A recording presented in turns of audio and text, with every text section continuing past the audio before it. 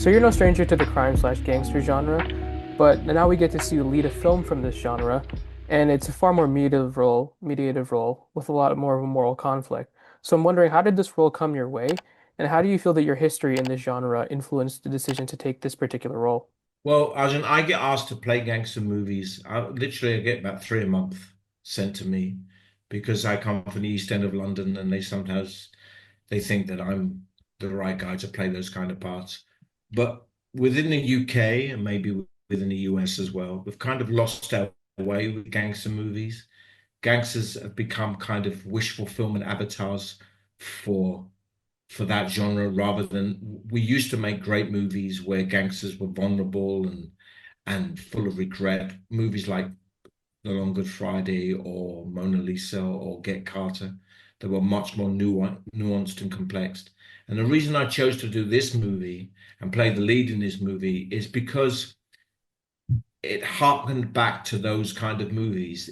I think it's the kind of movie you can imagine Bob Hoskins playing this part or Michael Caine playing this part, and I'm not interested in playing cool gangsters. I knew gangsters when I grew up. They're not cool.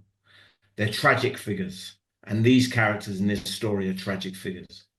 I think this film works so well because how it's able to boil all these characters down to their most elemental impulses and fears and pit them against each other, with the age-old themes of morality and such hanging over them all. So I'm wondering, in terms of the acting process, what was it like to find the truth of Ronnie? And did you ever workshop an extended backstory besides the little bits and pieces that we get in the script? But it hinted it in the script, the idea to play a man who served a life in prison and couldn't read and write when he went into prison and suddenly found something about himself when he could read somebody else's thoughts. I kind of understand that because I left school at 15 and I had no qualifications.